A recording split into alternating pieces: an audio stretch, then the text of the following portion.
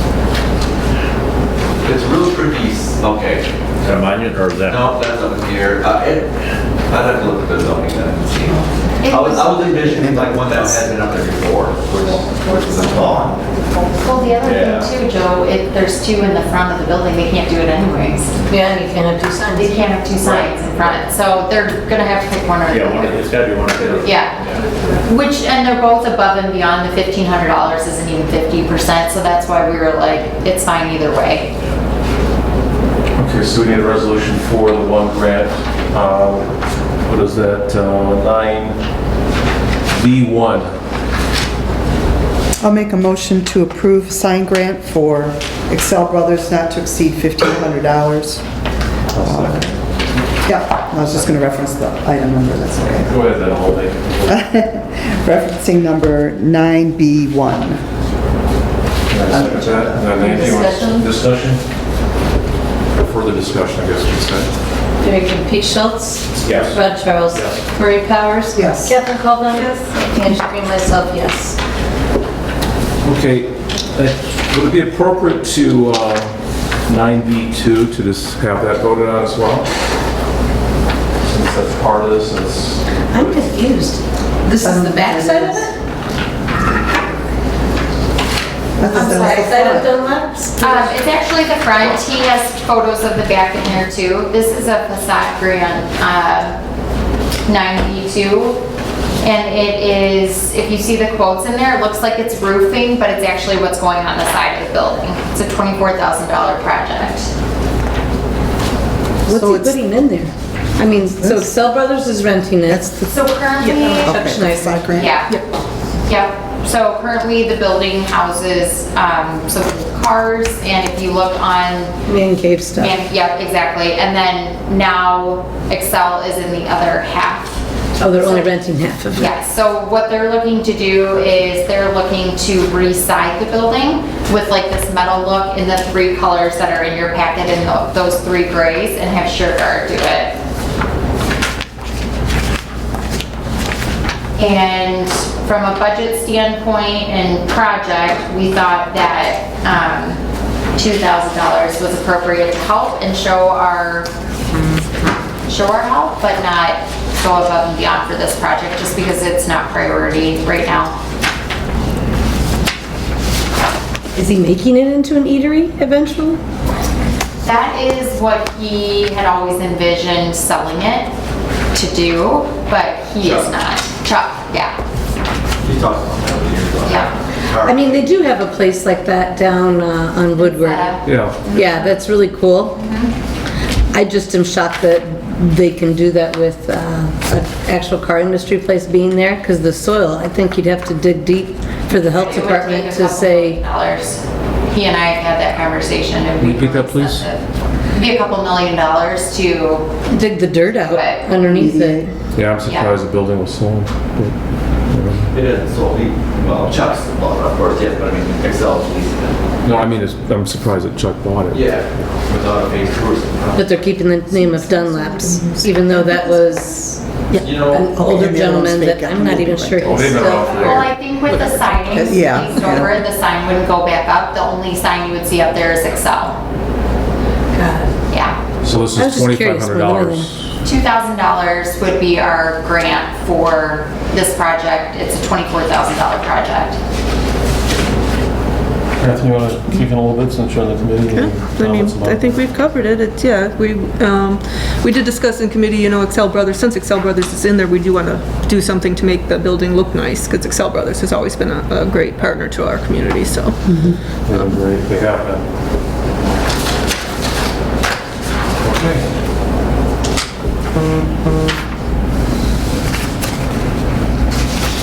So want to do a resolution?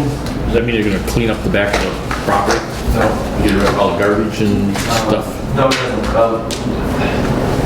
The outdoor sales stuff that was at 47 North, now it's moved up there, but it's sitting out back and it's getting weeds all around it, so that's a whole other issue.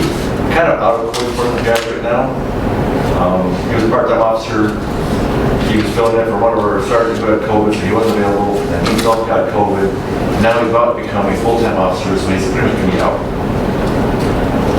I'll talk to Chuck more about that. Outdoor display of stuff is a lot more. The whole other issue is related to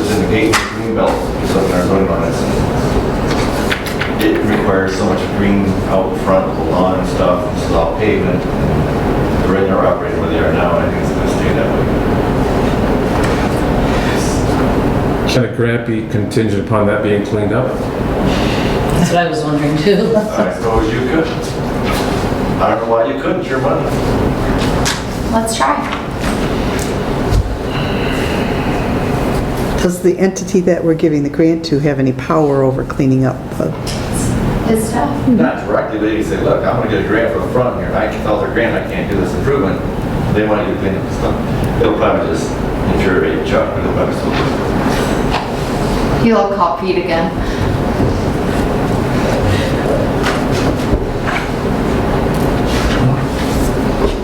Your call. We're having some issues with the property behind it as well. It's outdoor parking of their industrial equipment, which doesn't belong there. Which is a long conversation I had with Nick from Excel Brothers about parking his trucks out there. These smaller trucks he can park out back, but the larger ones he can't. He has to try to find space inside to park them. Even though the guy behind him's doing it, he's violating, and he's been sent notices. The hot tub place. When people are sending notices, what good does it do? Well, then we end up going to court sometimes. Well, why not all the time? Sometimes they try graffiti and then they finally comply. And again, the process gets off kilter sometimes with, especially our code enforcement guy being out. I've asked them to try to, I mean, that's a big building, why can't they park their dump truck inside? I don't know if they don't have access to the whole building or what. Same person that owns your building. Really? Owns the hot tub store. I didn't know that. Yes. He's a little miffed because when he bought it, it was zoned industrial, and then the village went and changed zoning on it, so wiped out his lease customer base. So there's a whole lot that goes into it. Love that history. A lot of these issues come out from non-enforcement, though, don't they? Partly. That guy's been real fun to deal with ever since he's moved in there. Who does enforcement? I mean, once you get past the low point of sending a letter, Well, then we ended up going to Bob Davis, and we ended up going to, probably taking to court. And very few made it there lately. Breakdown in that process. yeah, go back to this item on the agenda. Some thoughts, some resolution, votes, what? I would describe what your cleanup means in the backfill. To have it properly mowed. I mean, the stuff is eligible or it's allowed to be sitting out there. It's outdoor sales and outdoor display is allowed, just like it was at 47 North. But the last time I drove by there last week or so, looked at it, it seemed like it was just growing all around it. Just say you'd like it back mowed and trimmed up, I guess. So we're talking vegetation control then? So he mows it They once, he take gets care the of it grant, and then he once, can and just then- let it go to hell again. Yeah, that's what I was just saying, Angie. Well, somebody needs to come up with a resolution. Technically, it shouldn't be your problem, you shouldn't have to entangle yourself into it. And that's something I can work on my end if you prefer to not to, and I can. It just seems very awkward to me to tie the two together, but Yeah, I agree. It Well, let's, shouldn't be your issue to force it. And Stay in our lane and Somebody others. that, maybe you shouldn't take the brunt of it either. yeah, I mean, other folks that apply for grants don't have Okay. all those strings attached, so. So, Marie, you want to come up with a resolution to approve this, if I may? since you- I'll make a motion to accept the grant proposal of not to exceed 2,000, right? To, is it Dunlap or? Chuck Schneider on the Chuck, Dunlap. is it? Mission Development, isn't it? Did I miss something on there? He's the property owner, but All right. who gets the grant? Business owner or property owner? No, Chuck. Okay. Okay, but, To Chuck Schneider. well, I wouldn't use to him personally, it would be well, it says name on here, Chuck Schneider, but it must be a corporate name, though, I would assume. All of his paperwork says his name, it doesn't Chuck say. Schneider LLC. Yeah, Okay, for the property currently known as the Dunlop Building? perfect. Okay, and I'll second that. Any further discussion? Angie? Roll call, Pete Schultz?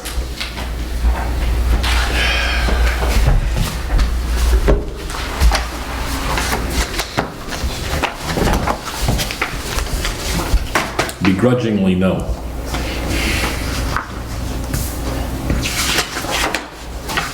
Keep going. Rob Charles? Yes. Marie Powers? Yes. Catherine Colvin? Yes. Myself, yes. Okay, next item on our agenda. The facade grant for Johnston Photography. It's the sign grant. Sign grant. 9B3. I believe we already discussed it a little bit. Anything else we need to talk about here with this? 60% is $391. Inexpensive. I'll move that we approve the sign grant under item number 9B3, Johnston Photography Sign Grant. Up to a dollar amount of $391. $391. I'll support that. Any further discussion? Okay, Pete Schultz? Yes. Rob Charles? yes. Marie Powers? Yes. Catherine Colvin? Yes. Myself, Angie Green, yes. Okay. The items moved from the consent agenda, and then last, anything there? No comments from the peanut gallery? We doing anything with the committee member apps? Nope. Board member comments, we'll start with Angie. Good meeting as always, like we got a lot accomplished. And always, Kelly, you do such a wonderful job. Okay, Pete? Things are moving forward, starting to get cleaned up, so it's very positive. Catherine? The mural looks great. Yeah, Washington Park looks really nice, so it's gonna be a fun summer. Marie?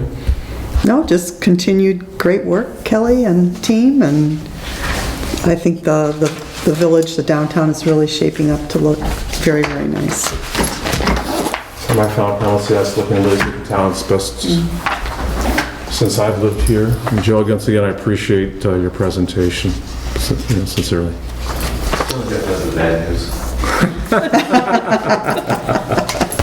play good cop, bad cop all the time. It works out real well.